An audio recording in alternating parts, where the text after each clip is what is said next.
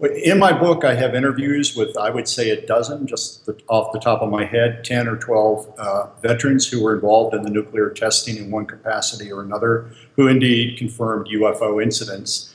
And the most interesting person was named Walter Levine. He was a security policeman. He said that one day his commander came to the security police group. They were, involved with security for some of the tests at the site in 1955. And he said that they asked for 3 volunteers to be part of what was called the Ground Observer Corps. He showed me certificates confirming X number of hours that he spent being part of the Ground Observer Corps. But he said in reality that what we did was go into this shack that was located at just off the boundary of the test site where they were detonating all these weapons. And our job was to look through a scope, like a theodolite, against a window that had a grid on it that would measure altitude and distance and direction. And when we saw unusual aerial objects, we were to look through the scope and align it with this grid system on the window that would allow them to determine the distance of the object, its altitude, its direction of flight. And once we saw an anomalous object, he said they were all luminous, they were disc-shaped, some of them he said were square-shaped. We were to pick up a telephone in this little shack.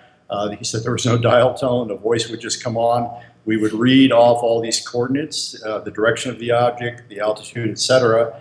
And then he said when we wrote this stuff down on a piece of paper, we were then to burn the paper in a trash can in the shack. And he said, we weren't supposed to talk about this. Obviously, we're told not to talk about this. But he said the other volunteers and myself would discuss it with each other. What do you think's going on here? And it was clear to us that these clearly were UFOs and that the military knew they were going to be nosing around the nuclear tests. They had set up this system to try to evaluate the presence of the object.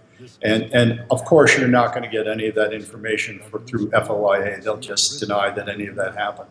He said it was so, systematically organized. They clearly, he was there for, I think he said 2 years. And clearly they had sightings going back even earlier than that. They knew it was going to be an ongoing thing. When the bombs were detonated, UFOs would appear. And so they set up this monitoring system and asked for volunteers out of the security police group. It was covered from time to time in the Las Vegas Sun. I think lots of civilians, especially back at that time, they were afraid of ridicule. They may have reported it to friends or family and probably were laughed at more often than not and just decided not to contact the media or even the military. But yes, in my film I believe I have a couple of headlines from Nevada of civilians working in the area of the Nevada test site seeing these objects as well.